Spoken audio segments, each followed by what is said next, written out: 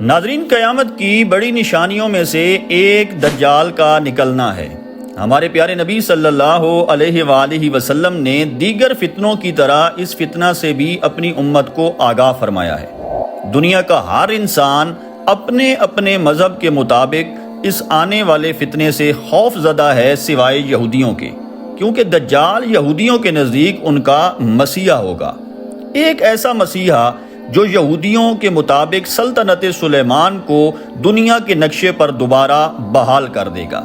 یہودیوں کے نزدیک ترکی، عراق، لبنان، مصر، یہاں تک کہ مدینہ منورہ اور مکہ مکرمہ تک حضرت سلیمان کی بادشاہت میں شامل تھی، لہٰذا دجال اور اس کے یہودی پیروکار ان تمام علاقوں پر قابض ہونے کی کوشش کریں گے۔ محققین کے مطابق دجال کی آمد کے لیے سٹیج بالکل تیار ہو چکا ہے۔ مشرق وسطیٰ کے عین قلب میں ایک طاقتور یہودی ریاست وجود میں آ چکی ہے، جو جرأت کے ساتھ سلطنت سلیمان یعنی ان تمام مسلمان ممالک پر اپنی میراث کا دعویٰ کرتی ہے۔ یہودیوں کی پوری کوشش ہے کہ وہ دنیا کو کسی عالمگیر جنگ میں دھکیل کر حالات کا فائدہ اٹھاتے ہوئے ان تمام علاقوں پر قابض ہونے کی کوشش کریں گے، کیونکہ یہودیوں کا ماننا ہے کہ ایسی جنگ عظیم یا کوشش کے دوران ان کا مسیحا یعنی دجال ظاہر ہوگا۔ ناظرین، ہمارے پیارے نبی صلی اللہ علیہ وآلہ وسلم نے نہ صرف دجال کی نشانیاں بتائی ہیں، بلکہ آپ نے اس کے ظاہر ہونے کے ایام کے بارے میں انتہائی تفصیل سے آگاہ فرمایا ہے۔ دجال کب ظاہر ہوگا؟ دجال کے دنیا میں آنے سے 3 سال پہلے ہماری یہ دنیا کیسی ہوگی اور اس میں کون کون سے واقعات وقوع پذیر ہوں گے، ان تمام سوالات کے جواب ہمیں نبی کریم صلی اللہ علیہ وآلہ وسلم کی بیان کردہ ایک حدیث میں ملتے ہیں۔ آقا کریم صلی اللہ علیہ وآلہ وسلم نے فرمایا، دجال کی آمد سے پہلے گھوڑے سستے ہوں گے جبکہ بیل انتہائی مہنگے۔ صحابہ کرام نے عرض کی، یا رسول اللہ، اس کی وجہ کیا ہے؟ تو آپ نے بتایا کہ گھوڑے اس لیے سستے ہوں گے کہ اس دور میں گھوڑوں کو جنگ یا سواری کے لیے استعمال نہیں کیا جائے گا، جبکہ بیل اس لیے مہنگے ہوں گے کہ تمام دنیا میں سخت قحط ہوگا اور ہر انسان کھیتی باڑی میں مصروف ہوگا۔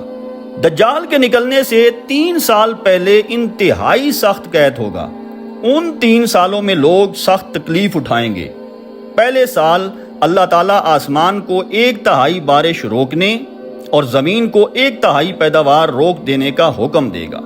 پھر دوسرے سال آسمان کو 2/3 بارش روکنے اور زمین کو 2/3 پیداوار روک دینے کا حکم دے گا، جبکہ تیسرے سال اللہ تعالیٰ آسمان کو یہ حکم دے گا کہ وہ بارش کو بالکل روک دے، پس 1 قطرہ بھی بارش نہیں ہوگی، اور زمین کو یہ حکم دے گا کہ وہ اپنی ساری فصلیں روک لے، نہ کوئی گھاس اگے گی، نہ کوئی سبزی، یہاں تک کہ تمام چرنے والے جانور ہلاک ہو جائیں گے، کوئی بھی باقی نہیں بچے گا مگر جسے اللہ چاہے۔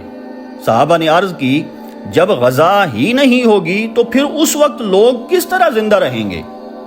آپ صلی اللہ علیہ وآلہ وسلم نے فرمایا، لا الہ الا اللہ، اللہ اکبر، سبحان اللہ اور الحمدللہ، یہ تسبیحات ہی اہل ایمان کے لیے غذا کا کام سر انجام دیں گی۔ حضرت ابو عبداللہ ابن ماجہ کہتے ہیں، میں نے اپنے استاد سے سنا تھا، وہ کہتے تھے، یہ حدیث تو اس لائق ہے کہ مدرسہ میں ہر ایک بچے کو پڑھائی جائے۔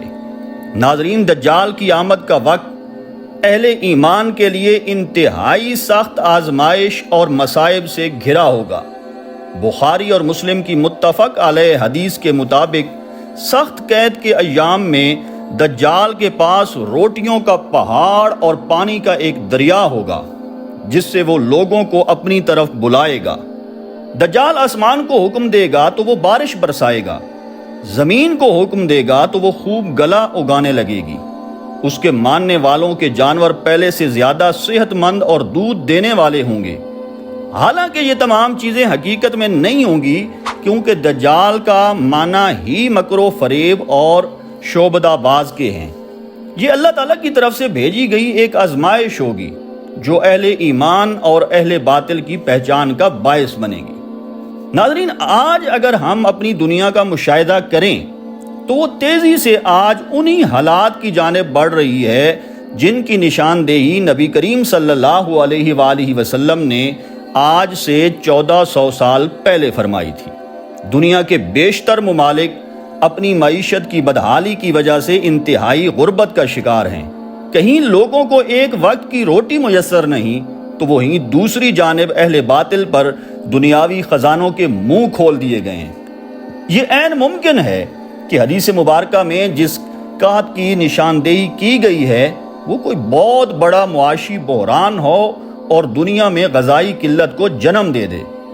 نبی کریم صلی اللہ علیہ وآلہ وسلم کا فرمان ہے، فتنوں کے درمیان سب سے خوش نصیب وہ شخص ہوگا جو چھپا رہے، پاک و صاف رہے۔ وہ اگر سامنے آئے تو کوئی پہچان نہ سکے، اور اگر سامنے نہ ہو تو کوئی اس کا حال نہ پوچھے۔ ان فتنوں سے وہی نجات پائے گا جو سمندر میں ڈوبنے والے کی طرح خلوص سے دعا مانگے گا۔ رب ذوالجلال ہمیں اور تمام اہل ایمان کو اس فتنہ عظیم سے محفوظ فرمائے۔